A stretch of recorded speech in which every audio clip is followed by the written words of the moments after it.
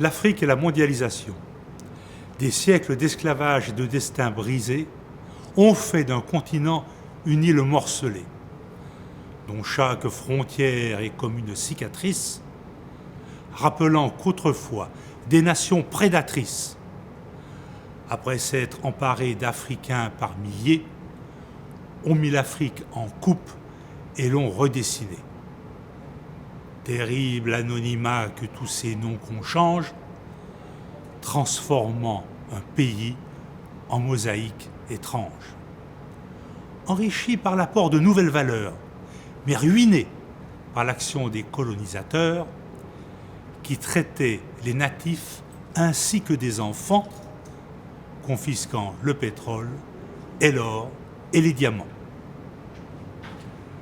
Nos frères africains, devenus tirailleurs, sont allés à la guerre en ignorant la peur. Et tant y sont tombés en mourant pour la France, que par le sang versé, ils avaient l'innocence de croître, en être un peu devenus les enfants, tant ils avaient été des vaillants compagnons. Les zouaves, les spahis, les régiments de marche, du plus jeune appelé au plus vieux patriarche. Nos frères africains, devenus balayeurs, nos frères africains, devenus éboueurs, nos frères africains, à la régie Renault, venaient du Sénégal, du Burkina Faso, cible privilégiée de nos anthropologues. Nos frères noirs servaient à des savants en vogue pour toujours illustrer d'ignobles théories, classant l'espèce humaine en sous-catégories. Les races d'un côté et les ethnies de l'autre.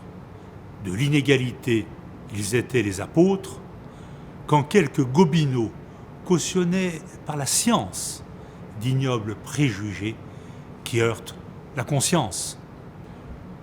Pour avoir confondu ancêtres et primitifs, tous ces pseudo-savants perdus dans leur poncif faisaient remonter l'homme à différentes branches, ne voyant d'idéal que dans la race blanche. Asservis, humiliés, spoliés, puis déportés, les Bambaras, les Peuls, les Dogons, les Pygmées, les Bushmen, les Mursis, les Impas, les Maasai, qui avaient mérité citations et médailles, resteront sur le joug des peuples d'Occident qui les exploiteront encore plus de 20 ans. Mais pour dernier cadeau, la colonisation installera chez eux prébende et corruption. Tels sont les bienfaits que nous avons laissés au peuple qui voulait seulement nous aimer. Le général de Gaulle, au milieu du XXe, permet aux Africains de disposer d'eux-mêmes.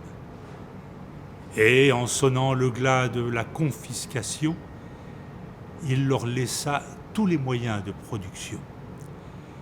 Mais hélas, le destin ne devait pas sourire. Au Togo, au Rwanda, au Kenya, au Zaïre, frappés par des virus nouveaux et sans remède, et 30 ans pour en finir avec l'apartheid. Un siècle est-il assez pour parvenir à bout de cette corruption qu'on rencontre partout ? 55 pays, 1 milliard d'habitants, tentant de désigner démocratiquement président, députés, maires ou sénateurs, sans fraude, sans conflit, sans violence et sans heurts. Il existe aujourd'hui de trop nombreux États dont le peuple est spolié par des présidents rois qui prennent leurs fonctions pour un temps défini, puis se font proclamer leurs dirigeants à vie. Patience, un prochain jour, achevant sa croissance, l'Afrique, en s'éveillant, prendra enfin conscience de son pouvoir immense et ses grandes richesses face au vieil Occident qui moquait sa jeunesse.